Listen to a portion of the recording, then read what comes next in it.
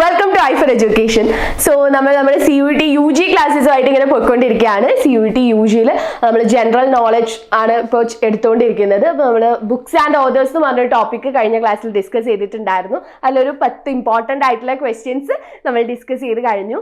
അത് കണ്ടിട്ടില്ലാത്തവർ നമ്മുടെ ചാനലിൽ കിടപ്പുണ്ട്, ആ വീഡിയോ ഒന്ന് പോയിട്ട് കാണാം. ഓക്കെ, സോ ഇന്നത്തെ ക്ലാസ്സിൽ നമുക്ക് ഡിസീസസ് എന്ന് പറഞ്ഞിട്ടുള്ള ടോപ്പിക്ക് ഡിസ്കസ് ചെയ്യാം. സോ ഡിസീസസ് എന്ന ടോപ്പിക്കിൽ 10 ക്വസ്റ്റ്യൻസ്, ഇമ്പോർട്ടൻ്റ് ആയിട്ടുള്ള 10 ക്വസ്റ്റ്യൻസ് ആണ് ഇന്ന് നമ്മൾ ഡിസ്കസ് ചെയ്യാൻ പോകുന്നത്. സോ നമുക്ക് നമ്മുടെ ക്ലാസ്സിലേക്ക് പോവാം. ഓക്കെ, സോ ഡിസീസസിന്റെ പാർട്ട് 1 ആണ് കേട്ടോ ഇന്ന്. Okay, so our first question is the pathogen causing amoebiasis is transmitted through which of the following? അപ്പം ഇതിൽ ഏത് രീതിക്കാണ് നമ്മുടെ അമീബിയാസിസിന് കാരണമാകുന്ന പാത്തജൻ എന്ത് ചെയ്യുന്നത്, സ്പ്രെഡ് ആവുന്നത് അല്ലെങ്കിൽ ട്രാൻസ്മിറ്റ് ആവുന്നത് എന്നുള്ളതാണ്. എങ്ങനെയാണ് ഈ ഒരു പാത്തജൻ പരക്കുന്നത് അല്ലെ? സോ എങ്ങനെയാണ് ഇവിടെ ഓപ്ഷൻസ് എന്തൊക്കെയാണ് ഉള്ളത്? ബൈ ടച്ച് അല്ലെ, ടച്ചിലൂടെ. ദെൻ ഇൻസെക്ട് ബൈറ്റ് ഉണ്ട്. ഓക്കെ, ദെൻ സി വരുന്നത് food or water contaminated with സിസ് ഉണ്ട്. ദെൻ ഡ്രോപ്ലെറ്റ് ഇൻഫെക്ഷൻ ഉണ്ട്. അപ്പൊ ഇതിൽ ഏതാണ്? നമുക്കതിന് മുന്നേ നമുക്ക് അറിയാം എന്താണ് ഈ അമീബിയാസിസ് എന്ന് പറയുന്ന അല്ലെ, അമീബിയാസിസ് എന്ന് പറയുന്ന അസുഖം എങ്ങനെയാണ് ഈ ഡിസീസ് ആര് ത്രൂ ആണ് ഇത് പരക്കുന്നത്? ആരാണ് ഇത് പരത്താൻ നടക്കുന്നത്? ഈച്ചയാണ് അല്ലേ? ഈച്ചയാണ്. ദാറ്റ് മീൻസ് ഹൗസ് ഫ്ലൈ ആണ്. സോ അപ്പൊ അത് ഹൗസ് ഫ്ലൈ ആണെങ്കിൽ അത് ഏത് രീതിക്കായിരിക്കും? അപ്പൊ ഇതിൽ പറയുന്ന ഏത് രീതിക്കായിരിക്കും? ബൈ ടച്ച് ആണോ? ഈച്ച നമ്മളെ തൊട്ടില്ല എന്ന് പറഞ്ഞിട്ടാണോ? അല്ല അല്ലെ, അതല്ല. ദെൻ ഇൻസെക്ട് ബൈറ്റ് ആണോ? മീൻസ് ഈച്ച നമ്മളെ കടിക്കുമോ? അല്ലെ, ഇല്ല അല്ലെ, കടിക്കില്ല. അപ്പൊ ഈച്ച കടിച്ചതും അല്ല. പിന്നെന്താണ്?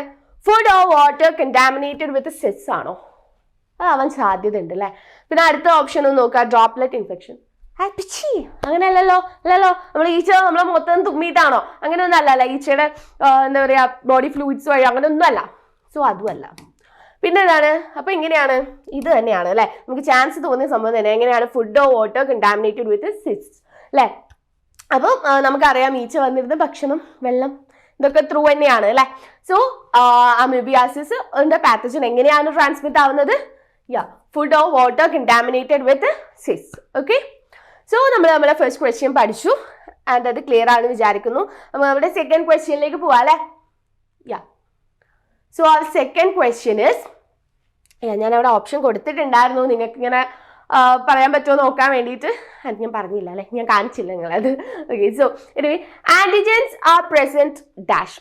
അപ്പൊ എവിടെയാണ് ഈ ആന്റിജൻസ് പ്രസന്റ് ആയിട്ടുണ്ടാവുക എന്നാണ് ചോദിക്കുന്നത്. എന്താണ് ആന്റിജൻ? ഫോറിൻ സബ്സ്റ്റൻസ് ആണ് അല്ലെ, നമ്മുടെ എന്താ പറയുക ടോക്സിൻ ആണ്. സോ എന്താണ് ഈ ആന്റിജൻ, എവിടെയാണ് ഈ ആന്റിജൻ പ്രസന്റ് ആയിട്ടുണ്ടാവുക? എവിടെയാണ് ഉണ്ടാവുക? നമുക്ക് ഓപ്ഷൻസ് നോക്കാം. Inside the nucleus. അപ്പൊ നിങ്ങൾക്ക് ഇതറിയാം അല്ലെ, ഒരു സെല്ലിന്റെ നമുക്ക് പാർട്സും കാര്യങ്ങളും ആണ് പറയുന്നത്. അപ്പൊ ഇൻസൈഡ് ദ ന്യൂക്ലിയസ്, സെല്ലിന്റെ ന്യൂക്ലിയസിനുള്ളിലായിട്ടാണോ? ഓക്കെ, ന്യൂക്ലിയസിനുള്ളിലായിട്ടാണോ? അല്ലെങ്കിൽ ഓൺ ദ ന്യൂക്ലിയർ മെംബ്രെയിൻ ആണോ? Or on the cell surface, സെല്ലിന്റെ സർഫേസിലാണോ? അതോ ഇൻസൈഡ് ദ സൈറ്റോപ്ലാസം? എവിടെയാണ്? ഇതിലെവിടെയായിരിക്കും ആന്റിജൻ പ്രസന്റ് ആയിട്ടുണ്ടാവുക? ഓക്കെ, നിങ്ങൾക്ക് മൈൻഡിലൊരു ആൻസർ വെച്ചിട്ടുണ്ടെന്ന് വിചാരിക്കാം. നമുക്ക് നോക്കാം അല്ലെ. So answer is C. C ഏതാ? സി എത്ര പേര് കരുതി? C on the cell surface അല്ലെ, സെല്ലിന്റെ സർഫേസിലാണ് എന്ത് പ്രസന്റ് ആയിട്ടുണ്ടാവുക? ആന്റിജൻസ് പ്രസന്റ് ആയിരിക്കും. സോ ആൻസർ ഏതാണ്? സി ആണ് കേട്ടോ. സി ആണ്, on the cell surface. Okay, so second question നമ്മൾ പഠിച്ചു. ആ third question is memory cells are formed from dash. Memory cells എവിടെ നിന്നാണ് ഉണ്ടാവുന്നത്? എവിടെയാണ് പ്രൊഡ്യൂസ് ചെയ്യപ്പെടുന്നത് എന്നാണ് ചോദിക്കുന്നത്. എന്താണ് മെമ്മറി സെൽ? എന്താണ്? നമ്മൾ ചില പെർട്ടിക്കുലർ ആന്റിജൻസിനെ ഓർത്ത് വെക്കുന്ന സെൽസ് ആണ് മെമ്മറി സെൽസ്. അപ്പോൾ എന്താവും, ഈ ഒരു ആന്റിജൻസ് പിന്നീട് നമ്മളെ ബോഡിയിൽ കാണുന്ന സമയത്ത് ഈ മെമ്മറി സെൽസിന് പെട്ടെന്ന് മനസ്സിലാവും ഇത് അവരാണ്. അങ്ങനെ അവിടെ പെട്ടെന്നൊരു ഫൈറ്റ് നടന്ന് നമ്മുടെ എന്താ പറയുക ഇമ്മ്യൂണിറ്റി സെറ്റ് ആവുകയാണ് അല്ലെ. സോ അതാണ് മെമ്മറി സെൽസ് എന്ന് പറയുന്നത്. സോ മെമ്മറി സെൽസ് എവിടെയാണ് പ്രൊഡ്യൂസ് ചെയ്യപ്പെടുന്നതെന്നാണ് ചോദിക്കുന്നത്. എവിടെയാണ്? ഓപ്ഷൻസ് നോക്കൂ. First one is monocytes, then eosinophils, then neutrophils, then lymphocytes. എവിടെയാണ്? മോണോസൈറ്റ് ആണോ? ഈസ്നോഫിൽ ആണോ? ന്യൂട്രോഫിൽ ആണോ? അതുപോലെ ലിംഫോസൈറ്റ് ആണോ? എവിടെയാണ്? നോക്കാം അല്ലെ, എവിടെയാണ് പ്രൊഡ്യൂസ് ആവുന്നതെന്ന്. So answer is D. എവിടെയാണ്? ലിംഫോസൈറ്റിലാണ് അല്ലെ. ലിംഫോസൈറ്റിലാണ് എന്ത് പ്രൊഡ്യൂസ് ആവുന്നത്? മെമ്മറി സെൽസ് പ്രൊഡ്യൂസ് ആവുന്നത്. ഓക്കെ, സോ അത് ക്ലിയർ ആണ് അല്ലെ. അപ്പൊ ഈ മെമ്മറി സെൽസ് എവിടെയാണ് ഫോം ചെയ്യുന്നത് എന്നുള്ളത് മറക്കില്ലല്ലോ. Okay, so our third question is completed. Then നമുക്ക് അവിടെ fourth question നോക്കാം അല്ലെ. Fourth question is passive immunity can be obtained by injecting dash. Okay, passive immunity എന്ത് ഇഞ്ചെക്ട് ചെയ്തിട്ടാണ് കിട്ടുന്നതെന്നാണ് ചോദിച്ചിട്ടുള്ളത്. എന്ത് ഇഞ്ചെക്ട് ചെയ്തിട്ട് അനുമതി എന്താണ് ഈ പാസീവ് ഇമ്മ്യൂണിറ്റി? നമുക്കറിയാം പാസീവ് ഇമ്മ്യൂണിറ്റി ഉണ്ട്, ആക്റ്റീവ് ഇമ്മ്യൂണിറ്റി ഉണ്ട് അല്ലേ. അപ്പം ഇതിൽ പാസീവ് ഇമ്മ്യൂണിറ്റി എന്ന് പറഞ്ഞിട്ടുണ്ടെങ്കിൽ എന്താണ്, ഒരു ഷോർട്ട് ടേം ഇമ്മ്യൂണിറ്റി ആണ് അല്ലേ. നമ്മൾ ഇത് ഇഞ്ചെക്ട് ചെയ്ത് എന്തോന്ന് ഇഞ്ചെക്ട് ചെയ്തിട്ട് നമുക്ക് കിട്ടുന്നതാണ്. അപ്പം എങ്ങനെയാ അത് എന്ത് ഇഞ്ചെക്ട് ചെയ്തിട്ടാണ് കിട്ടുന്നതെന്നാണ് ചോദിച്ചിട്ടുള്ളത്. ഓപ്ഷൻസ് നോക്കുക. എ ആന്റിബോഡീസ് ആണ്, ബി ആന്റിജൻസ് ആണ്, C antibiotics and D all of the above. ഇതിൽ ഏതാണ് ആൻസർ വരാ? ആന്റിജൻ ആണോ, ആന്റിബയോട്ടിക് ആണോ, ആന്റിബോഡി ആണോ, ഓൾ ഓഫ് ദ എബോവ് ആണോ എന്ന് വേഗം നോക്കി. എന്നിട്ട് അറിയാവുന്നവരിങ്ങനെ ഒന്ന് കമന്റ് ചെയ്തോളൂ കേട്ടോ. കമന്റ് ചെയ്ത് നോക്കൂ, എങ്ങനെ ഉണ്ടാവും നമുക്ക് നോക്കാമല്ലോ അല്ലേ. സോ ആൻസർ വരുന്നത് ആന്റിബോഡീസ് ആണ്. Okay, so correct answer is antibodies. അപ്പം പാസീവ് ഇമ്മ്യൂണിറ്റി നമുക്ക് കിട്ടുന്നത് എങ്ങനെയാണ്, ഒബ്റ്റെയിൻ ചെയ്യുന്നത് എങ്ങനെയാണ്? Through injecting antibodies. Okay, antibodies inject ചെയ്തിട്ടാണ് നമുക്ക് പാസീവ് ഇമ്മ്യൂണിറ്റി കിട്ടുന്നത്. ഓക്കെ, സോ അത് ക്ലിയർ ആണ് അല്ലേ. നമുക്ക് പാസീവ് ഇമ്മ്യൂണിറ്റി ഒബ്റ്റെയിൻ ചെയ്യാൻ പറ്റുന്നത് എങ്ങനെയാണ്? ആന്റിബോഡീസ് ഇഞ്ചെക്ട് ചെയ്തിട്ടാണ്. Okay, then haemophilia. എന്താണ് ഹീമോഫീലിയ അല്ലെ? Haemophilia is a condition where there is dash. എന്താണ് ഹീമോഫീലിയ എന്ന് പറഞ്ഞിട്ടുണ്ടെങ്കിൽ എന്ത് കണ്ടീഷനാണ് അത് പറയുന്നത് എന്നാണ് ചോദിക്കുന്നത്. ഇതിൽ ഏതൊരു കണ്ടീഷനാണ് ഹീമോഫീലിയ എന്ന് പറയാം. ഓക്കെ, അപ്പൊ ഏതാണത്? ഫസ്റ്റ് ഓപ്ഷൻ നോക്കിയേ, no production of haemoglobin in the blood. ബ്ലഡിൽ ഹീമോഗ്ലോബിന്റെ പ്രൊഡക്ഷൻ ഇല്ലാതാവുന്നതാണോ haemophilia? Or no production of melanin in the skin. Melanin എന്താ നമുക്കറിയാം അല്ലെ. നമുക്ക് ഈ ഒരു ഡാർക്ക് കളറൊക്കെ വരുന്നത് എന്തുകൊണ്ടാണ്? മെലാനിൻ ഉള്ളതുകൊണ്ടാണ് അല്ലെ. മെലാനിൻ്റെ എമൗണ്ട് കൂടുമ്പോൾ നമുക്ക് അവിടെ ഡാർക്ക് കളർ വരും. ആൻഡ് മെലാനിൻ്റെ അത് കുറവാണെങ്കിൽ എന്താവും, സ്കിന്നിൻ്റെ കളർ മാറും അല്ലെ. സോ അതന്നെ. അപ്പം no production of melanin in the skin. സ്കിന്നിൽ മെലാനിൻ ഇല്ലാത്ത അവസ്ഥയാണോ, മെലാനിൻ്റെ പ്രൊഡക്ഷൻ ഇല്ലാത്ത അവസ്ഥേനെയാണോ ഹീമോഫീലിയ എന്ന് പറയുന്നത്? ആണോ? Or a failure of clotting blood clot ആവുന്നതിലുള്ള ഫെയിലിയർ, മീൻസ് ബ്ലഡ് ക്ലോട്ട് ആവാതിരിക്കുന്ന അവസ്ഥ, അതാണോ ഹീമോഫീലിയ? അതല്ലെങ്കിൽ റാപ്പിഡ് ക്ലോട്ടിംഗ് ഓഫ് ബ്ലഡ് പെട്ടെന്ന് ക്ലോട്ട് ആയി പോവുക, ആ ഒരു കണ്ടീഷനെയാണോ ഹീമോഫീലിയ എന്ന് പറയാം? ഏതാണ് നിങ്ങൾക്ക് അറിയുമെന്ന് നോക്കി, ഏതാണ് ഇതിലെന്ന്? ഓക്കെ, എനിവേ ഞാൻ ആൻസർ പറയാം അല്ലെ. Haemophilia is a condition where there is a failure of clotting blood. Okay, അതായത് നമ്മുടെ ബ്ലഡ് ക്ലോട്ട് ആവാതിരിക്കുന്ന അവസ്ഥേനെയാണ് എന്ത് പറയുക, ഹീമോഫീലിയ എന്ന് പറയുന്നത്. നമുക്ക് ചെറിയൊരു വൂണ്ട് ഉണ്ടായപ്പോലും ചെറിയൊരു കട്ട് എന്തെങ്കിലും വന്നപ്പോൾ അതിന് എക്സസ് ബ്ലീഡിങ് ഉണ്ടാവുക, നന്നായിട്ട് ബ്ലീഡിങ് ഉണ്ടാവുക, അത് തീരെ ക്ലോട്ട് ആവില്ല ആൻഡ് ബ്ലീഡിങ് നിൽക്കില്ല, ചെറിയ മുറിവിന്ന് വരെ വളരെ വലിയ രീതിക്ക് ബ്ലീഡിങ് ഉണ്ടാവുന്നതിനെയാണ് എന്തെന്ന് പറയുക, ഹീമോഫീലിയ എന്ന് പറയാം. So A failure of clotting blood. Okay, blood clot ആവാത്ത അവസ്ഥയാണ് haemophilia. Okay, so it's clear. Then sixth question നോക്കാം അല്ലേ. So our sixth question is, an organ related with immunity is dash. ഇതിൽ ഒരു ഓർഗൻ ഇമ്മ്യൂണിറ്റി റിലേറ്റ് ചെയ്തിട്ടുള്ളതാണ്, അത് ഏതാണെന്നാണ് ചോദിച്ചിട്ടുള്ളത്. അപ്പോൾ ഓപ്ഷൻസ് നോക്കുക. Liver, kidney, heart, thymus. ഇതിൽ ഏതാണ് ഇമ്മ്യൂണിറ്റീനെ റിലേറ്റ് ചെയ്യുന്ന ഓർഗൻ? ഓക്കെ, നമുക്ക് ഇതിൽ ഓരോന്നിൻ്റെയും ഫംഗ്ഷൻ നോക്കാം അല്ലെ. സോ നോക്കാം, ലിവറിന്റെ ഫംഗ്ഷൻ എന്താണ്? എന്താണെടാ? നമുക്കറിയാം അല്ലെ, സ്റ്റോറേജ് ഉണ്ട്, അതുപോലെ ഫിൽട്രേഷൻ ഉണ്ട്. നമുക്കറിയാം എന്താണ്, നമ്മുടെ വൈറ്റമിൻസ് മിനറൽസിൻ്റെ ഒക്കെ സ്റ്റോറേജ് നടക്കുന്നുണ്ട്, അതുപോലെ തന്നെ ഫിൽട്രേഷൻ നടക്കുന്നുണ്ട്, കാര്യങ്ങളൊക്കെ ലിവറിൽ നടക്കുന്നുണ്ട്. പക്ഷെ എന്തില്ല, ഇമ്മ്യൂണിറ്റി ആയിട്ട് റിലേറ്റഡ് അല്ല അല്ലേ. അപ്പോൾ ഓക്കെ, അപ്പോൾ നമുക്ക് ലിവറിനെ അങ്ങ് കട്ട് ചെയ്യാം. ദെൻ കിഡ്നിയുടെ ഫംഗ്ഷൻ എന്താ? ഫിൽട്രേഷൻ ആണ്, അറിയാം അല്ലേ. സോ ഫിൽട്രേഷൻ ആണ്. അപ്പോൾ നമുക്ക് കിഡ്നിക്കും എന്തില്ല, ഇമ്മ്യൂണിറ്റി റിലേറ്റഡ് ആയിട്ടുള്ള ബന്ധമൊന്നുമില്ല, ഇമ്മ്യൂണിറ്റി ആയിട്ട് ബന്ധമല്ല. ഓക്കെ, ദെൻ ഹാർട്ടിന്റെ ഫംഗ്ഷൻ എന്താ? പിന്നെ നമുക്ക് സിമ്പിൾ അല്ലേ, ഹാർട്ടിന്റെ ഫംഗ്ഷൻ എന്താ? ബ്ലഡ് പമ്പ് ചെയ്യാണ് അല്ലെ, ബ്ലഡ് പമ്പ് ചെയ്യുന്നതാണ് ഹാർട്ടിന്റെ ഫംഗ്ഷൻ. സോ എന്തല്ല, ഹാർട്ടും അല്ല. അപ്പൊ പിന്നെ ആരാണ്? തൈമസ് ആണ്. ഓക്കെ, തൈമസിലാണ് എന്ത് നടക്കുന്നത്? ഇമ്മ്യൂണിറ്റി സെൽസിന്റെ പ്രൊഡക്ഷനും മെച്ചുറേഷനും ഒക്കെ നടക്കുന്നത്. Okay, so thymus is related to immunity അല്ലെ, റിലേറ്റഡ് വിത്ത് ഇമ്മ്യൂണിറ്റി. അപ്പൊ ഇതിൽ തൈമസ് ആണ് ആ organ. Okay, so 6th one clear ആണ്. നമുക്ക് 4 ക്വസ്റ്റ്യൻസ് കൂടി കവർ ചെയ്യേണ്ടതുണ്ട്. പോവാ അല്ലെ. 7th question is, colostrum provides the infant with dash.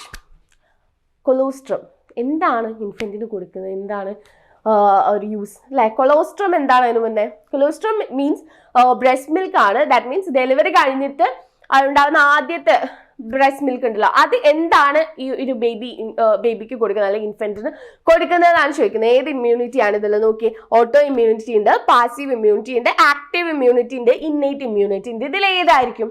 നിങ്ങൾ തന്നെ ഗസ് ചെയ്തോളൂ, എന്നിട്ട് നമുക്ക് നോക്കാം ഇതിൽ. ഓക്കെ, സോ ഇതാണ് ഓട്ടോ ഇമ്മ്യൂണിറ്റി ആണോ, പാസീവ് ഇമ്മ്യൂണിറ്റി ആണോ, ആക്റ്റീവ് ഇമ്മ്യൂണിറ്റി ആണോ, ഇന്നേറ്റ് ഇമ്മ്യൂണിറ്റി ആണോ?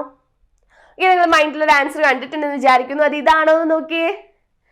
Yes, answer is B, passive immunity അല്ലെ. പാസീവ് ഇമ്മ്യൂണിറ്റി ആണ് എന്ത് കൊടുക്കുന്നത്? കൊളോസ്ട്രം അല്ലെ. കൊളോസ്ട്രം കുട്ടിക്ക് പ്രൊവൈഡ് ചെയ്യുന്നത് പാസീവ് immunity ആണ്. Okay, so our 7th question is completed. Then our 8th one is the full form of CMI is dash.